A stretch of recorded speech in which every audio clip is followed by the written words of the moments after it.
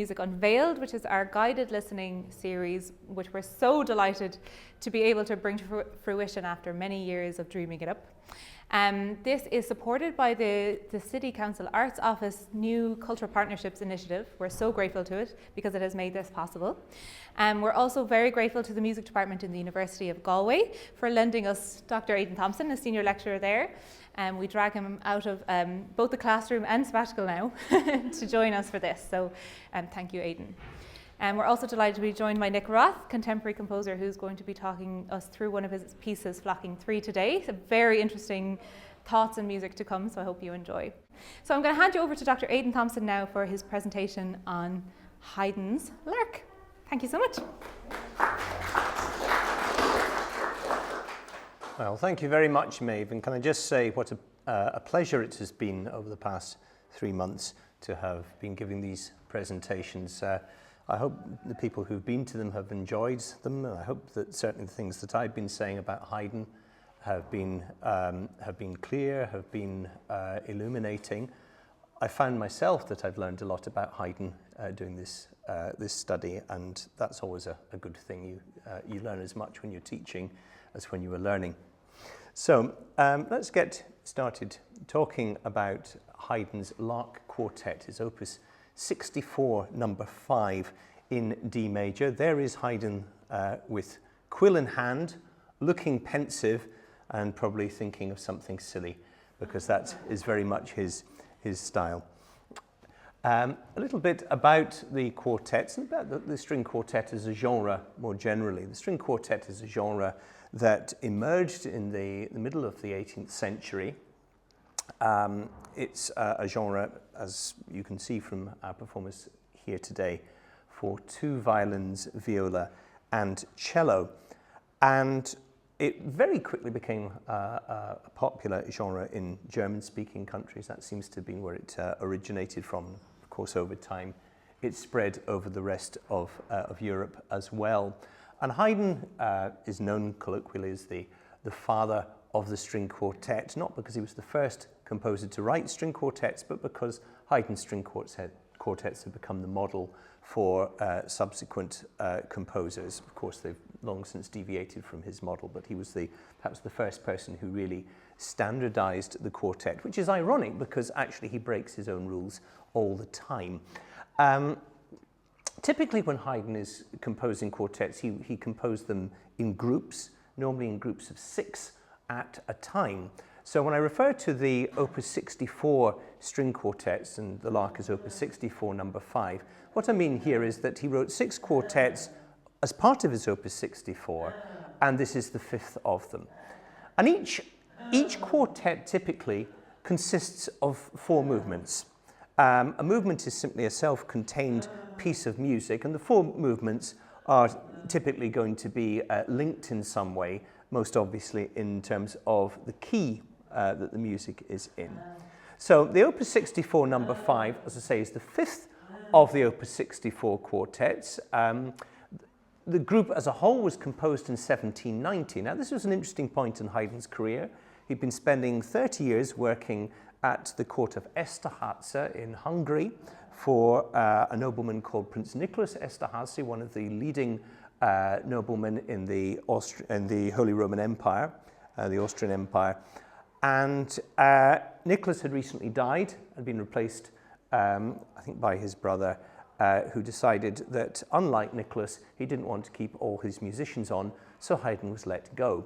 Now, Haydn fortunately had achieved enough of an international reputation by this point that being laid off like this was not really a big deal. He was able to freelance for the rest of his days, and he made huge amounts of money a few years later on 2 trips to London, among other things, for which he'd been invited to write some symphonies, large-scale orchestral works. But he'd been publishing string quartets for years in Vienna. That was how his name had really got known, and these quartets had been bought by people in Vienna and elsewhere in Europe as well. So these quartets were designed for publication, they were designed for performance, but he did need to find a publisher for them, and to this end he was very lucky that his friend Johann Tost, who was a Hungarian violinist, helped him to find a publisher for these quartets, and so the work is, in fact, the collection is dedicated to Tost. As is standard with Haydn, the Lark Quartet has 4 movements.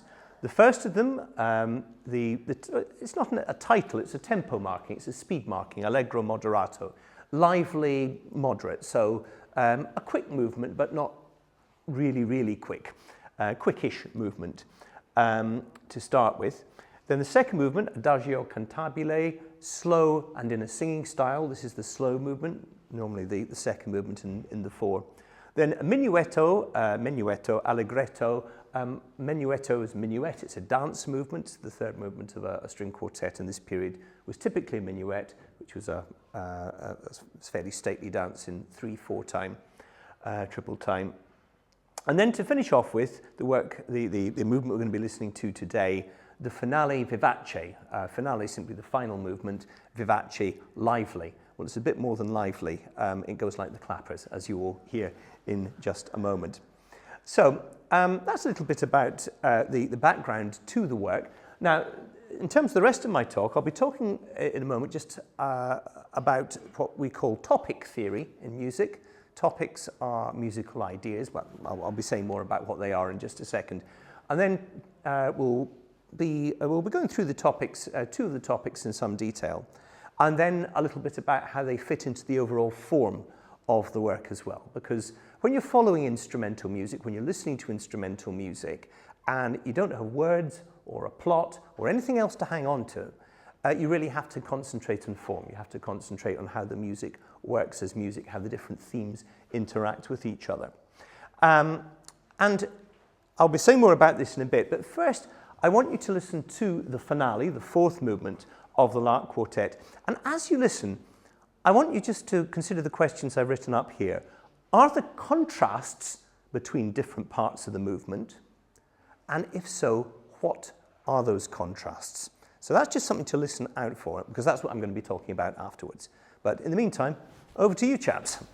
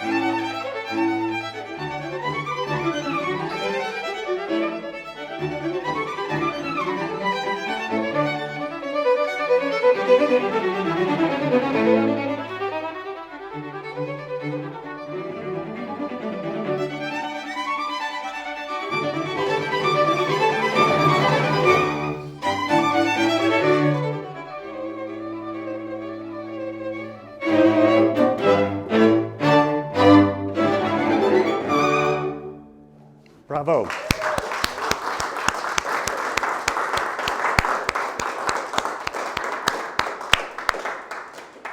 Well done, everyone, and well done, particularly Bogdan, as you had more to play probably than anyone else. I hope you can give your hand a little rest after that. This the other hand. Okay. Did anyone spot the contrast in the movements and where things changed and where they changed back again? Anyone at all? Yeah, one or two of you. Well, let's talk a little bit about it. And to start off with, I want to talk a little bit about musical topics. Now, what is a topic? The best way to describe it is a distinctive musical style within a piece. Now, this is something that is particularly a feature of classical era music, that is to say, music of the latter part of the 18th century, beginning of the 19th century. But it's something we can find in all types of music even today. Those of you who know Bohemian Rhapsody, which I imagine is probably everybody in this room, will be aware that there's a number of different styles within that song. There's the opening choral section. There's then the kind of ballad-like singing that you get from Mama, Just Killed a Man. You've got an operatic section in the middle where the crowd is singing back. There's obviously the big guitar solo as well. There's rock style writing, and all this is put into one song. It's a kind of potpourri of different styles, each of which is alluding to things that we are familiar with in other circumstances. And topics are, in the classical era, are essentially the same sort of thing. They're recognizable styles. Some of them may be associated with dance. Some of them may be associated with vocal setting or other particular gestures, marches, for instance. Some perhaps even with instrumental music more generally. Things such as the singing style, for instance, or the learned style. More of those in a little bit. But the point is, listening to them, it is you can identify this style of writing as being, that's that topic. This is referring to this dance or this instrumental style or this vocal or choral style.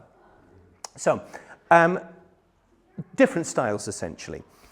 They aren't specific to one piece. They are styles that you can recognize as existing in a lot of different pieces, and it's precisely their interaction, their collision, what one might call their play of these different topics that create a sort of sign system that we can unravel, that we can decode, if you like. And it is, as I say, a particular feature of music in Haydn's era, becomes less so in the 19th century, where melodies become more about telling stories, a feature of Romanticism.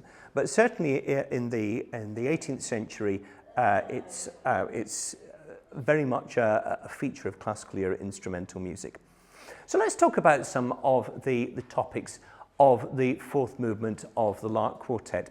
And I just want you to if the quartet can play the opening bars of the quartet, just up to the first 8 bars. You can repeat with repeat and then finish at the end, at the start of bar 8. That would probably be fine.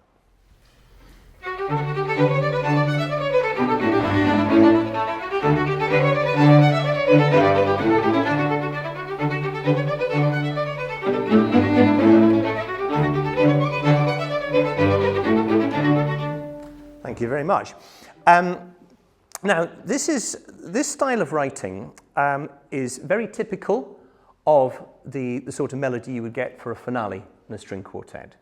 And the topic is known as a contradance. And a contradance is simply a country dance, a dance that is characterized by a very regular melody, typically 8 bars long, the sort of thing you can dance to, in other words.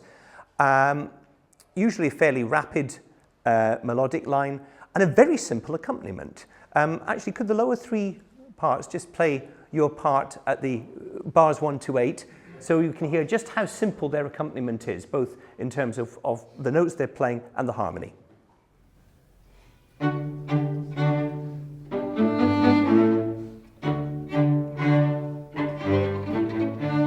Very, very simple chords, and mostly, apart from the little semiquavers that Ingrid had towards the end, mostly noticeably longer notes than what the first violin had. Now, those of you, particularly those of you who are familiar with traditional music, will be listening to this and thinking, this is a hornpipe, surely. And it's got all the characteristics of a hornpipe, the fast, particularly with the opening two notes. And of course, you'd be right. Now, to the best of my knowledge, Haydn wasn't familiar with hornpipes as a dance. The hornpipe is a dance that's associated more with these islands, sailors and so on. Here's some British Navy sailors back in the 1920s dancing a hornpipe aboard a ship. I'm putting that in just for a bit of comic value, nothing else. So we can assume Haydn was not inspired by these. But it's reasonable to assume that the kind of contradance that he was writing would sometimes have an upbeat da-da-da, as we have here. But the important point to note is it is a lively folk dance. It's in duple time, in other words, 2 beats in a bar. 1, 2, 1, 2. Very, very regular. Regular phrases. You heard the 8-bar phrase there. And also just to note that dances are a very, very common feature of Haydn's finales. So what you're listening to here is standard. It is what the audience would expect. And it's a very simple, it's an upbeat, it's a very optimistic, it's a very fun sort of topic. Now, something I just want to you to listen to again is a little figure that we hear in the 3rd bar of the first violin part. So maybe, Bogdan, could you just play the 3rd bar a little bit slower? Yeah, da bum bum bum bum bum bum bum bum. It's kind of descending line, dum bum bum bum bum. And with each of the notes, it kind of goes up one. So da da da da da da da da da. And that figure is very, very important. It seems entirely trivial. It's just what we'd call figuration. Fits into the melody in a way we wouldn't notice. Maybe, Bogdan, if you could play just the first 4 bars.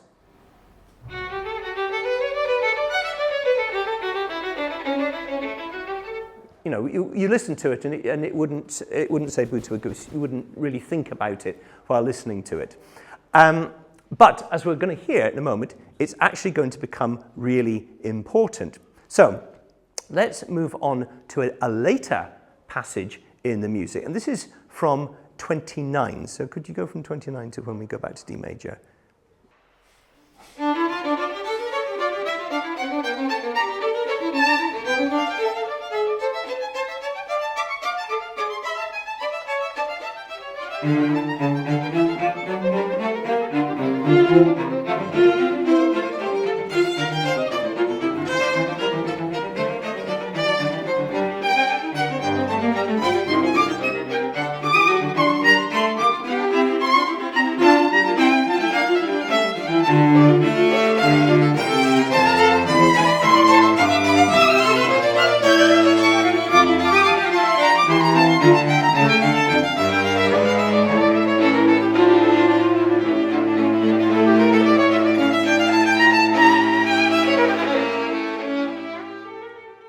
Lovely. Thank you very much.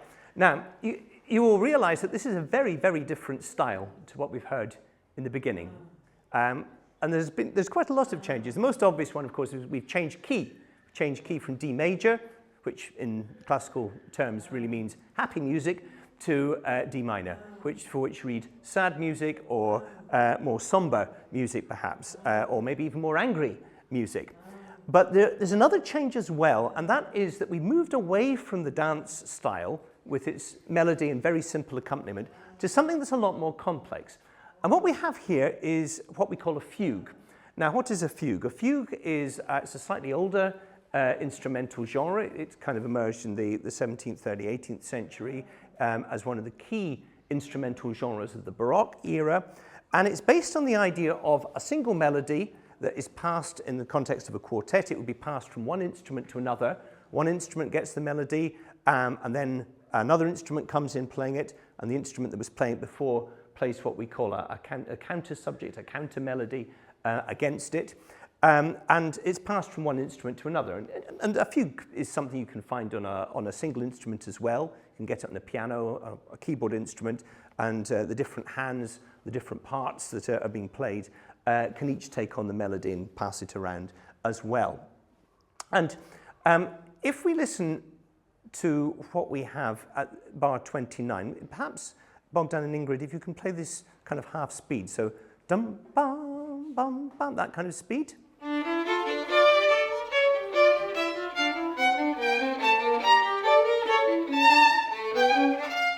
Yeah, that's great. Now, what we have here in the first violin part is the subject of the fugue. Dum, bum. Actually, Bogdan, could you play it?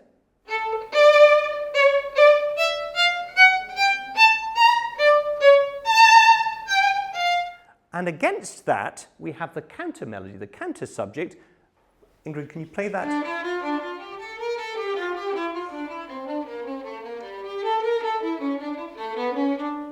Now, that counter subject, that counter melody, is in fact based on our original contradance melody, the melody we heard at the beginning.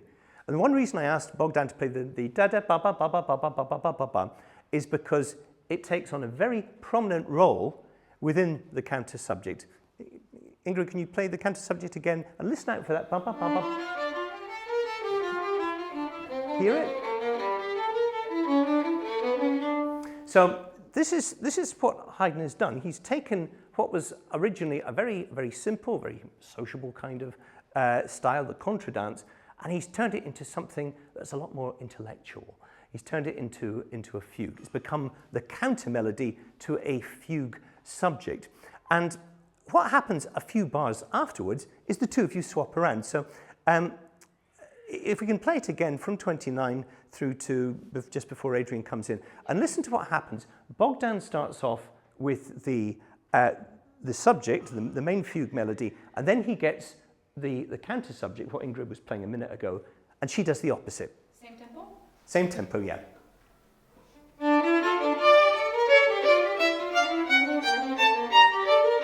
Now switch this around.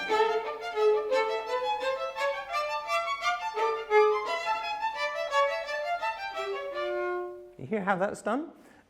It's wonderful artistry and composition. It's Haydn taking an idea and basically having fun with it. And it's not just the violins that get it, because we then have the other instruments coming in.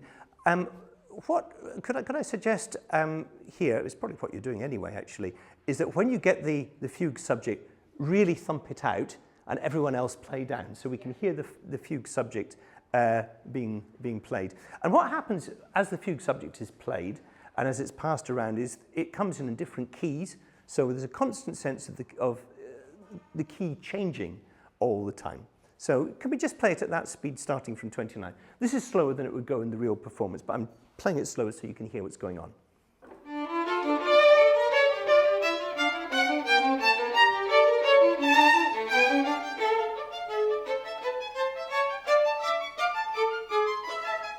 Here's the cello.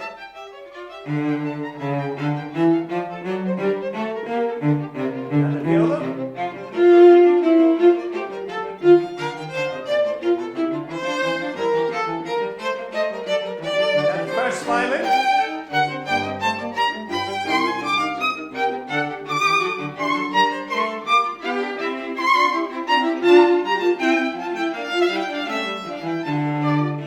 Okay, that's lovely.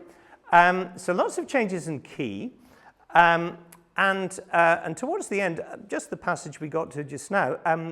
Perhaps the violins, just the two violinists, can you play together again? Because this is a point where they start chasing each other's tail, quite literally musically. Bogdan starts off with the opening notes of the fugue, and it's imitated by Ingrid, and then Bogdan does the same again. And it's like one of those games you play as a kid, where you've got your hands like that, and then, see what I mean? Have a listen to that. This is the musical equivalent.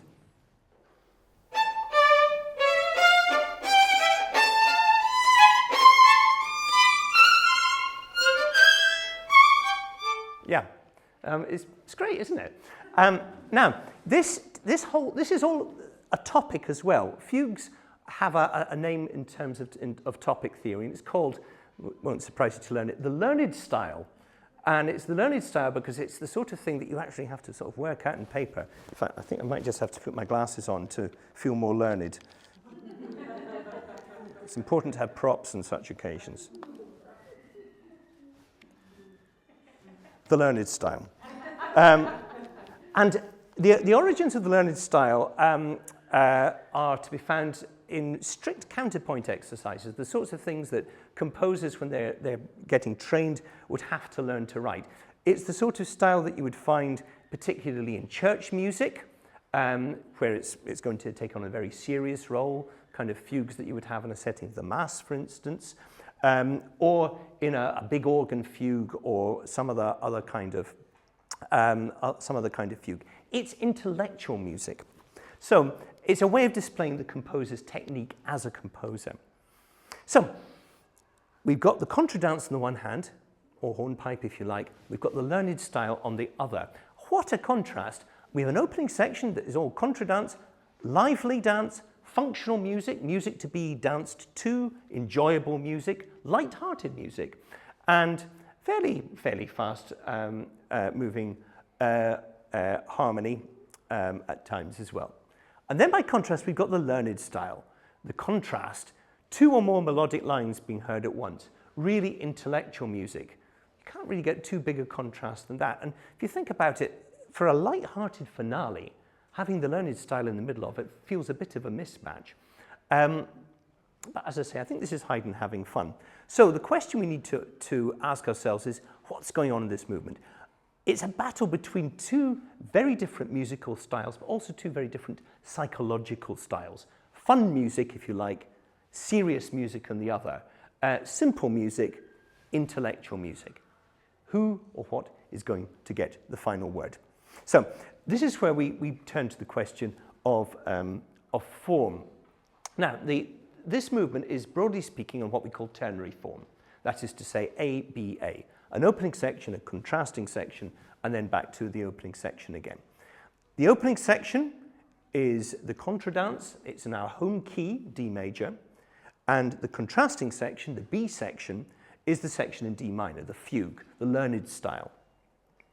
And because it's in the minor key, it's what is sometimes known in this period as the minore section. Minore is just the Italian word for minor. So A, B, A, we start off in D major with the dance, then we go to D minor for the fugue, the learned style, and then back to D major for the dance, again at the end. So the good news is that the dance, the fun, gets the final word. Okay, so what we're going to do now, this is a little diagram of the whole movement. The contradance topic is marked in red. This is the A theme and the different keys that we go through there, D, A, and D. Doesn't matter if you can't hear the changes in key. They move so quickly, there's no reason that you would. But you will hear the difference in style between the contradance and the learned style, and the difference between the major key and the minor key. The B section I've marked in blue. This is the learned style. As you can see from the keys on the right-hand side, Haydn goes through a lot of different keys before getting back to D minor. And then he modulates back to D major. He moves the key back into the major for the contradance section again. And then we have a short coda in D major as well. So really just to show that we are back in the fun, happy key of D major. He gives us a little extra at the end just to reinforce it. So I'll point these things out as we come to them. But in the meantime, shall we listen to the piece one last time?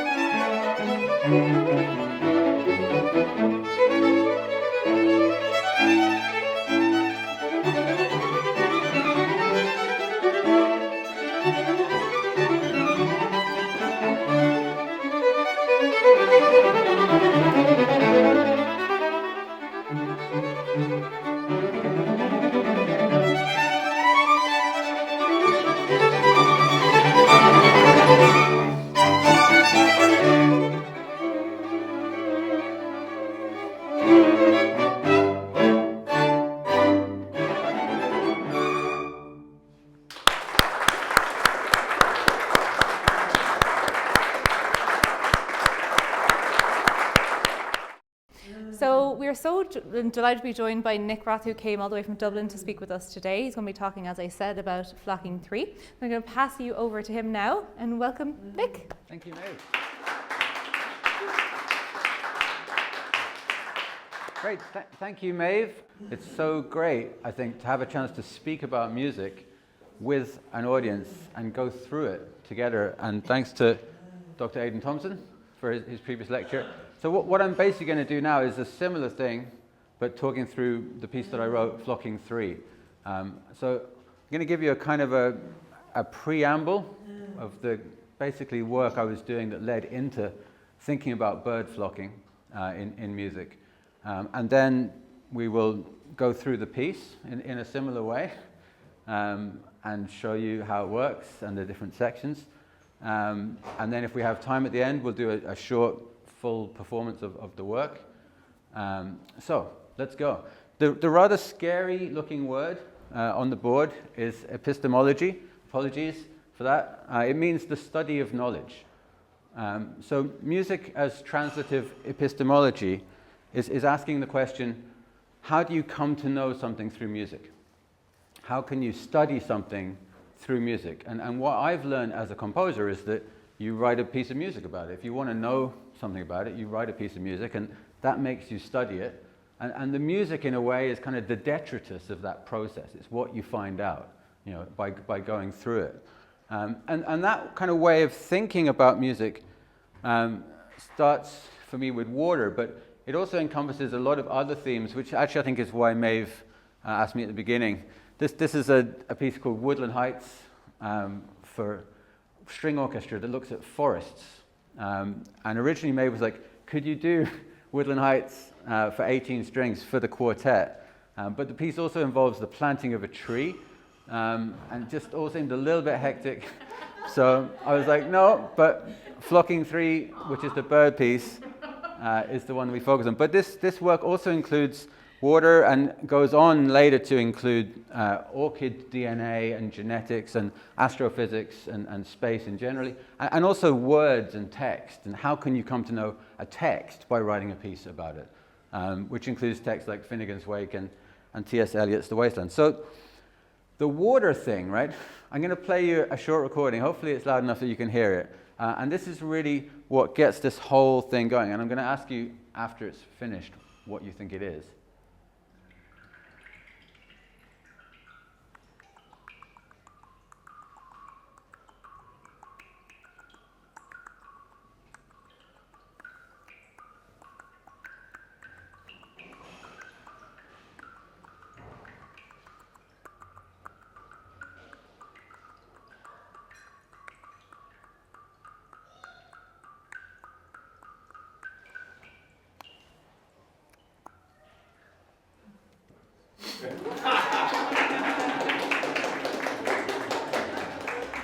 Any guesses? Bird. A bird. Okay, interesting. Anyone else? Water. Yes, getting closer. What? Water. In Rathmines. In a cave. Oh, in a cave? Yeah. Dripping, definitely. Yeah. Getting close. Rainwater. Okay. Yeah. Good. Anyone else? Tap. A xylophone. Interesting. Tap. It is my toilet.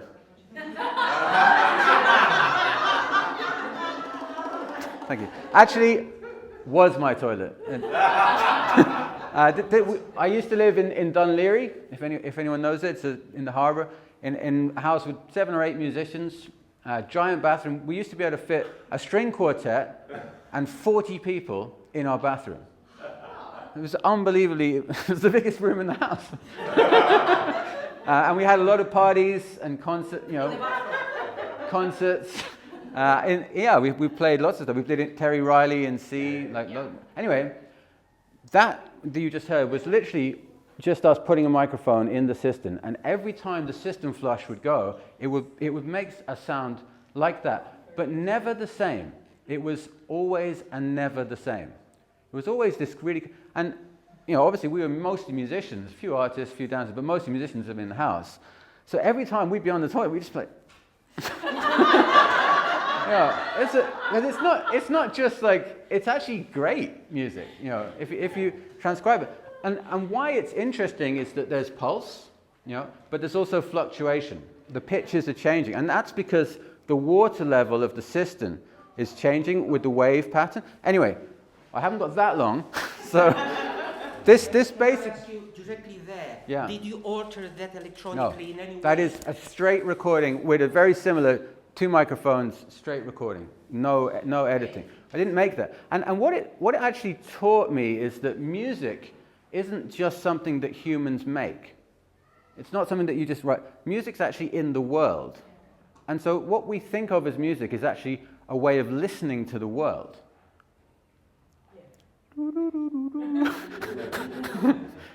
So this is around 2008, 2009. This leads into a group called the Water Project with Olesa Zdorowecka, my wife, who's also in the house, and a sound artist called Keith Lindsay. A lot of different collaborations with different artists from different disciplines, and thinking about how we can use water to make music in different ways. One of the things that you come across quite quickly when you're looking at water is chaos. And it's actually chaos which is why that melody is always and never the same. It's that it has a chaotic generator, which makes it something the people call emergent, which I'll come back to when we're talking about Flocking 3. But it's basically chaos that's interesting about water. Water renders the invisible visible. What you see in water are the forces that act on it. You see the moon, you see gravitational attraction, you see force, inertia. The water renders that visible. You can see it in the wave patterns, basically, and also hear it in the sound patterns, which are always actually the negotiation of water and air. When each drop that you hear that is the water hitting in and then coming back out, and it's actually the bubble popping which gives the sound that you hear. So it's always this border of water and air. And when I transcribed that phrase, around the same time, I was also arranging Don Giovanni by Mozart for the Lismore Opera Festival. And almost every movement in Don Giovanni ends flom, flom, flom, flom, flom, flom, flom, flom, flom, flom, flom. There's 300 pages. And that was what the water did as well, like exactly like that. And it's just like, so that's my really tenuous connection between Mozart and the Haydn Lark Quartet, because obviously they played together in a string quartet. That's really the best I can do, except for the bird thing. So with the Water Project, we did a lot of stuff. I mean, that's still a kind of an active project. But one of the things that I was asking around that time was like, how do you write a piece for water? How do you notate for water? Because obviously you can't make it do things. Like you can't write notes on the page and it'll do it. It's always going to be different.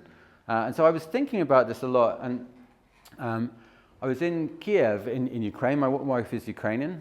It was New Year's 2010, and I watched the last of Andrei Tarkovsky's films. I don't know if, has anyone seen any Tarkovsky? Yeah? Yes. All right. And I saw The Sacrifice. I'd seen all of his other films. This was the last one. And Lessa was out doing a New Year's gig, so the film finished at around 11. I was like, I get it. I understand how to write music for water. And I started writing the score. And at midnight, the fireworks went off, and I kept writing. And she came home at about 5 a.m. after the gig, and I'd finished the piece. And I was like, this is how to write music for water. So this was Water Project 1. This is the first part of the piece, and it has a second part as well. So, you know, this is what we call a graphic score. You know, in other words, the notation is an image, often, but not always, but in this case, accompanied by a text which explains it to the performer. And basically the text in this was that at the beginning you play a single sound which grows until it cannot hold, and then it falls, and that takes you into the second part, which is many sounds which gradually become single sounds and then silence. And the piece must use water and must take a minimum of 30 minutes. And that's the only instructions given to the performer. And we played this many times. What it meant is that there is a form to the piece, you know, roughly how it's going to happen, but each time it happens, it's going to be slightly different. And so this kind of process was the beginning or the opening of thinking about how a graphic score can function within writing for emergent music. One of the things that we did with the Water Project in 2012 was work with a Japanese composer called Mamoru Fujeda, who we were introduced to by the Japanese pianist Izumi Kimura, who lives in Dublin. And we invited Mamoru to come and write a piece for my ensemble Yurodni called Himewari. And Mamoru, in the 1970s, with a botanist called Yuji Dogane, created something that they called the ecological plantron. And basically what it was a thing that you put around the stem of a plant, and it maps the electrostatic impulses in the plant, the electricity in the leaf and the stem, and it turns it into patterns and data that he then translated into music. So he was getting this real-time data from a plant, and then using that to compose his music, which was often for Japanese instruments, or ancient instruments. His wife was really into Harry Partch, so a lot of different tuning systems. And I thought that was amazing. I was like, wow, because it's kind of removing the human, in a way, from the equation. It's letting the plant speak for himself, or itself. And one of the, like, they used to do, Mamoru in the 70s and 80s, these installations where you put this on a plant and then put a speaker on the plant, and then you see how changes in the environment affect the plant, and you can actually hear it. And one of the things they realized doing this is that plants are actually really sensitive to their environment. They can tell when people come into the room. And they use a lot of different ways of sensing this, including light sensitivity, pressure sensitivity, the air pressure, the sound also. Plants are sensitive to sound. So they basically know, and they go nuts when someone came into the room. So I really liked that. It was like, this is a way of giving voice to the plants directly. And around that time, and now we're kind of heading for home, around that time I started getting really fascinated by flocks of birds. And this is a starling murmuration, which is a really beautiful word. You've all seen flocks of birds. The starling is the largest bird flock in the world of all birds. There's one in Rome, which is the largest they've ever recorded, which has about 1 million different birds. And if this was moving, and you could see it, which would be really great, what you'll see is that the flock of birds constantly moves and fluctuates, and it's always changing shape and form, but it's always a flock. So again, it's always but never the same. And I was really fascinated in that pattern, and was basically imagining, how could you put that on a score? How could you get a string quartet to play that pattern of this flocking? And so I was kind of inspired by Mamoru Fujida's approach of getting the data, and I had this idea. I had a friend called Ian, and he was doing a PhD in mathematical biology. And I had this idea of writing a piece for saxophone, I play saxophone.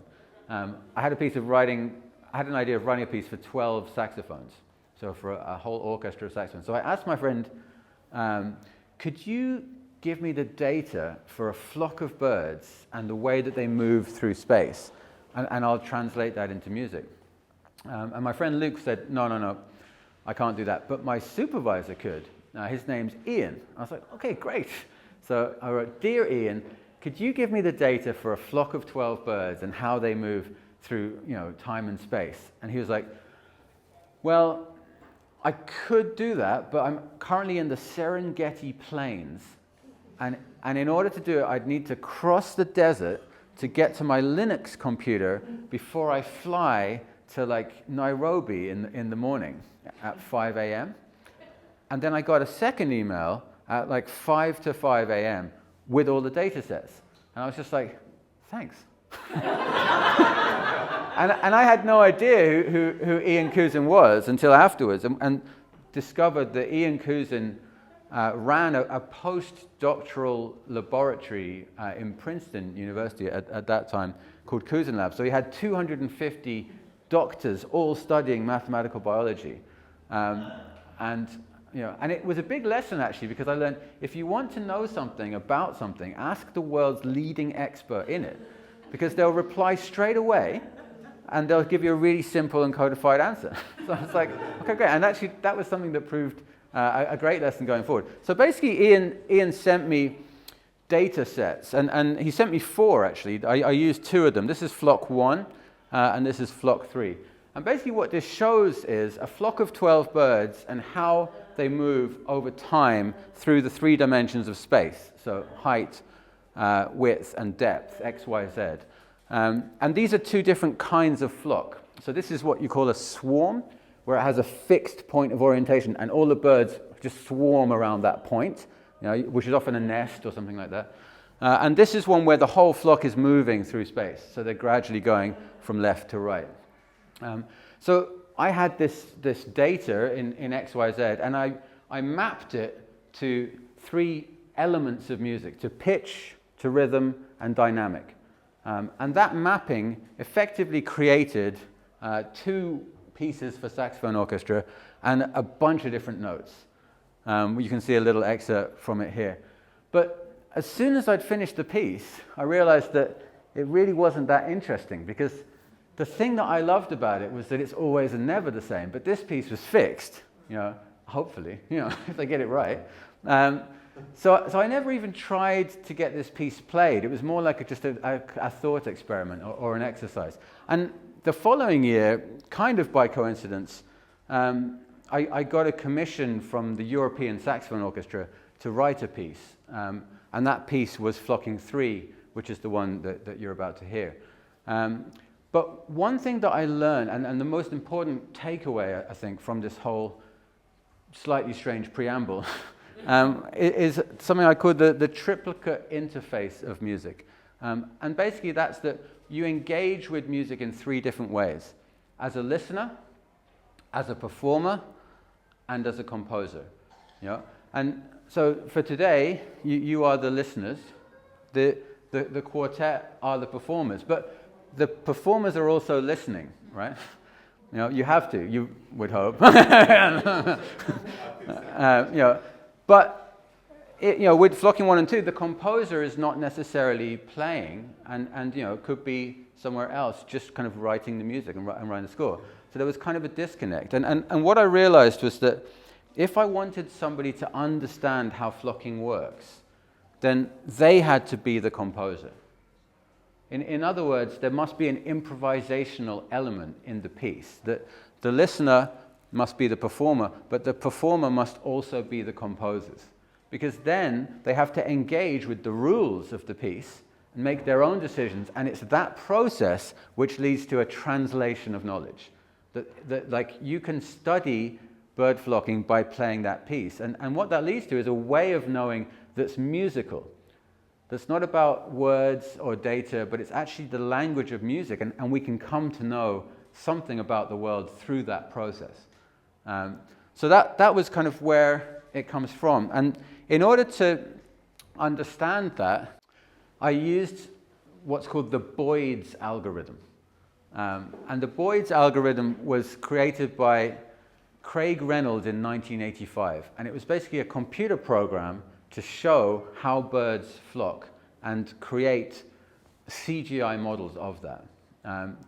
It was really useful if you could see it actually happening. But basically, it was a very rudimentary set of rules that you encode around these birds. And if you've seen any film that has bird flocking in it, or anything flocking actually at all, it uses the Boyd's algorithm. It's the flocking algorithm. It's used in every computer program that models that. And basically what it does is give you these 3 zones around each individual bird. And then by following those local rules for the individual birds, you create this macro flock pattern. And that is actually the principle of emergence. It's where local rules create a macro singularity. So what flocking 3 does is basically take those zones and apply them to the 3 variables of pitch, rhythm, and dynamic. And this is more or less where we get into the piece now, so we can show you how that actually works in practice. So the first section is the zone of attraction. And this is the outer zone of the flock. The inner zone we call the zone of repulsion. And this is the same, not just with birds, but with any living creatures with sense. If somebody throws a ball at you, you instinctively duck. You don't think about it. And that nervous system response, that flinching, is faster than your conscious process. The starlings are traveling at 45 miles an hour, and they have a response time of 0.0045 seconds. So they're incredibly fast. And they have to be because they're flying through the air, and they have to avoid hitting each other. But it's the same with humans as well. Like we have this nervous system that is responding to the environment. So that's your repulsion zone. You know, your first zone here, the rule is if a bird crosses it, you instinctively move out the way. Now, if that sphere is clear, then your sphere of influence widens to the middle zone, which is the zone of orientation, which is basically that if everybody's going that way, you tend to go that way as well. You know, if it's really crowded, getting on the train, everyone's going that way, it's just easier, you know. And then the last of the 3 zones, if those 2 are clear, is the zone of attraction. And the rule is if a bird crosses that, you have a tendency to move towards them. And that's what kind of binds the flock together. So basically by negotiating these 3 zones, you can create models of flock patterns, digital models of flock patterns. This is not necessarily the same as what the birds are doing. You know, this is what people think about birds. It's ways that people have found to emulate those flock-type patterns. So basically what the piece does is to take those variables and apply that rule to an element of music. So within the pitch section, which is where it starts, the rule is that the performers must move towards the note that they hear around them. Simple, right? That is literally it. You just have to move towards the note that you hear around you. How hard can it be? Let's find out.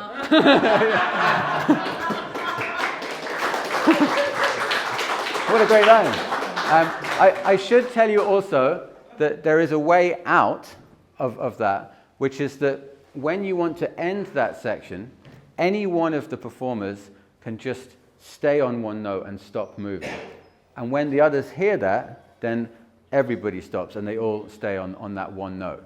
So there's the rule, and then there's the trigger to come out of it.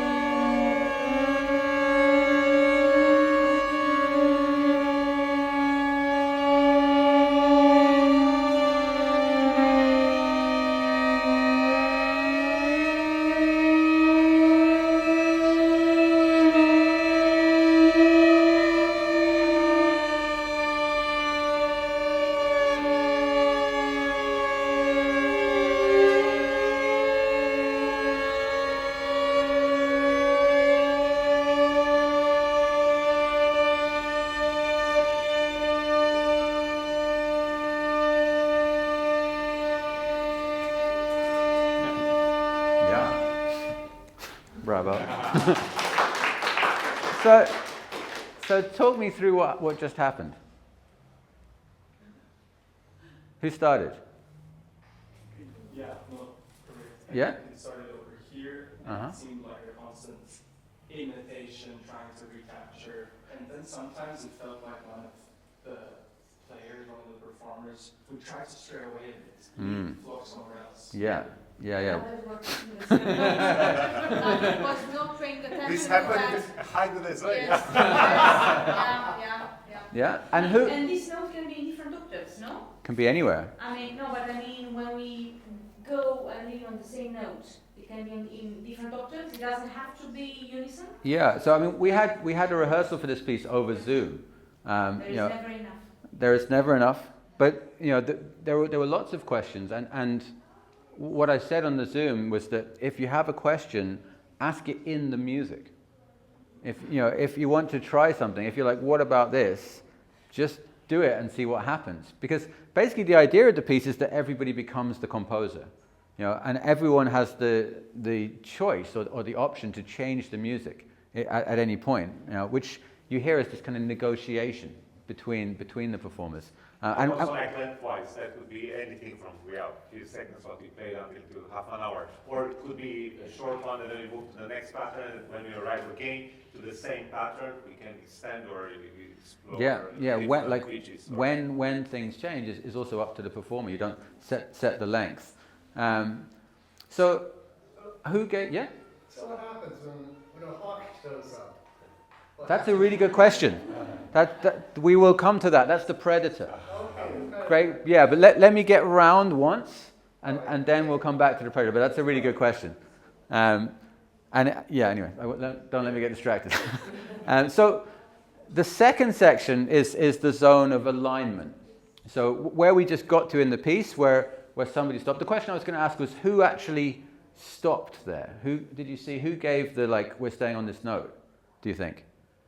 We don't know either, Yeah, it was actually. Should I say? Yeah. You think? I think. Yeah, you think it was Adrian? It was a subliminal message, by the way. Because it was very subtle, actually. Yeah. Anyway. Well, it was random anyway. It just happened. It was actually very subtle the way it came out. But at that point, that would have been the trigger to go into the alignment zone. So the alignment zone is rhythm. So basically, the rule here is that each performer starts with a rhythmic sound. So something which is really focused on rhythm, not pitch. Leave the pitch thing to that. This is a rhythmic sound, and they start in their own cycle with their own pulse. And gradually, what will happen, almost always, is that the pulse will kind of converge, and there will be a point where everybody starts playing in time. I don't know if you've ever seen these videos of loads of metronomes. You put a load of metronomes on a kind of a cylinder and a thing, and they gradually all start just playing together. It's a natural phenomenon. So that's the rhythmic section. And once they're in time and there's a clear kind of pulse from the group, that will be the trigger to move on into the repulsion zone. But let's just hear that.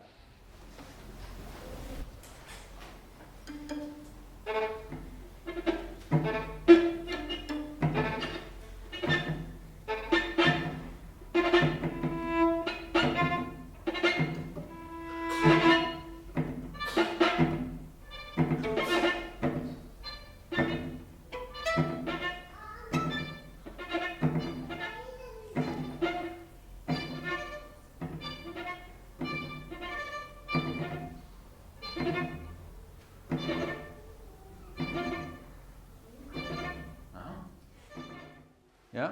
Magic. Without coffee. Without coffee? Oh my God, what are you doing? So that's the rhythmic zone. And that point where we just arrived at, where there's a clear pulse, takes us into the dynamic section, which is the repulsion zone. So the rule here is that you should contrast the dynamic that you hear around you. So if everybody is playing quiet, suddenly play very loud.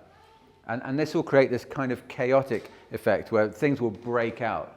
And that usually is what brings us out of that rhythmic section, that we're in pulse, suddenly is, and then that's the key to move into the dynamic section.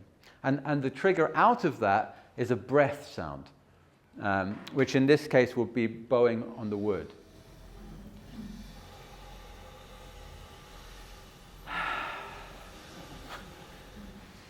Which is a very nice circularity, actually, because the first time I met the ConTempo Quartet was in 2009, I think, and I wrote my first quintet for them, and it also opened with this breath sound and closed with it.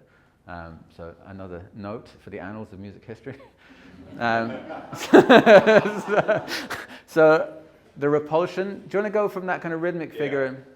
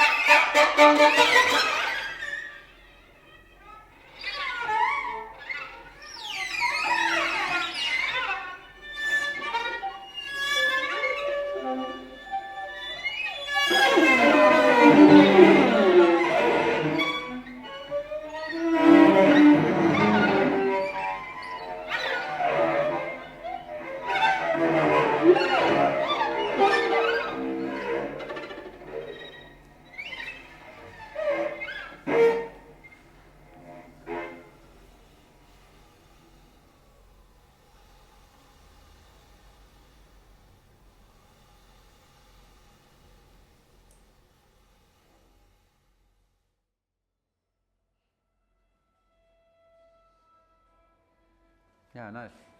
Beautiful. Yeah. Yeah, bravo. Yeah, lovely. And you know what you start to see is the detritus basically of form. I was on the plane the other day and I wrote this idea that like form minus structure equals freedom. And you know you have a fixed idea, but what actually happens are those moments of freedom. So there was a really interesting moment there where Ingrid went to the breath sound for a good while. Yeah. It's the listening skill that needs to be improved. No, but you know, and yeah, I was really hoping that you didn't go back, because one of the rules is you can't go backwards. So I think when you're breathing, that's it. Yeah, For you me, have that's to. Once it. you go just there, you you can't go back, because then it gets confusing. Yeah. So you have to just wait, basically. It's a very psychological thing, actually. It's purely psychological. Yeah. It's listening and making decisions, but you know you also get this interesting moment where two things are happening at the same time.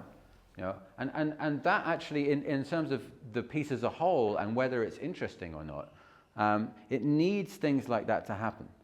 It needs these moments where there's a kind of a liminality or an unclearness, because then you get contrast. If everybody just totally follows the rule and you does the thing, once you've gone around once or twice, you're like, okay, I get the idea. They're just doing this thing. It needs people to play with it and try something and be like, what if we do this? And oh, this doesn't really. And when you listen back to it, those are always the best moments. I mean, Roland Barthes calls this the punctum, or the piercing of a work. It's the moment where like the rules are slightly broken and you get this new thing that happens.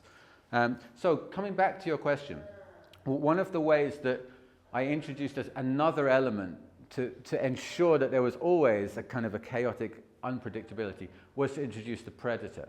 And for the piece for saxophone orchestra, there was 12 saxophones. There were actually 11 of them who were the flock, and then there was one who was the predator, Sam Comerford.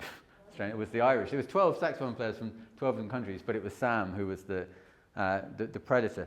And the rule there was that the saxophonists would play multiphonics, which is where you play more than one note at the same time on an instrument. So it's kind of this like weird kind of chord, throat, glottal sound. And he could move around. And the rule was that if you heard the predator, whatever section you're in, you invert the rules. And so if you heard it in the pitch section, instead of moving towards the note, you move away from it. And this just creates a kind of chaotic element. You know, in the rhythm section, instead of moving towards the same rhythm, you actually try and break away from it. And it creates this thing that you see, like the picture that I had in the slide actually wasn't birds, it was fish.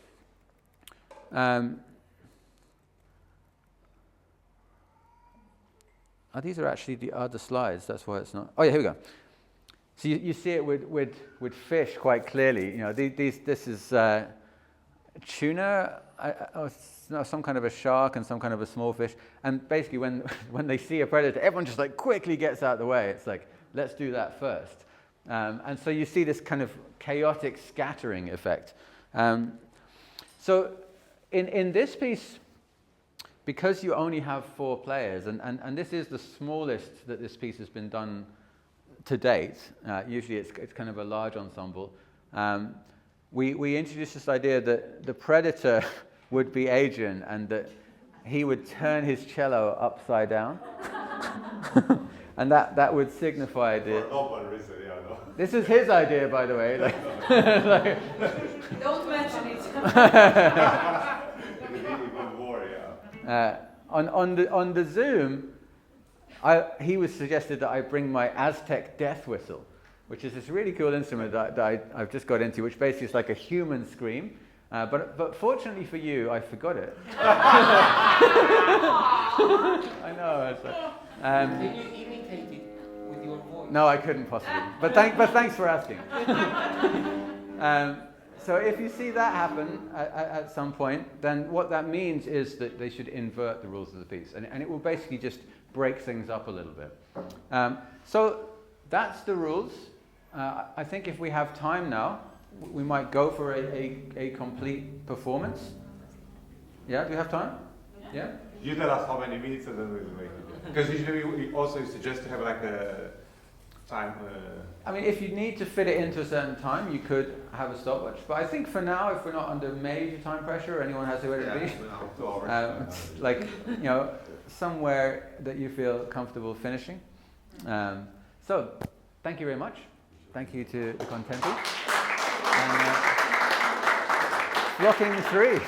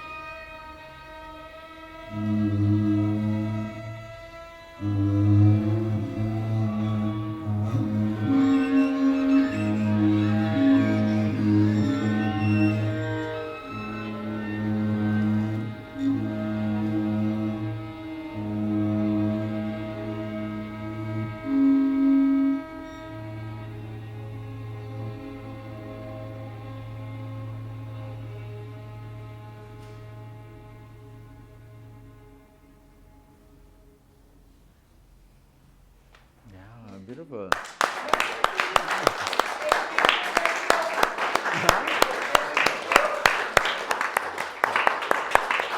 Bravo, bravo.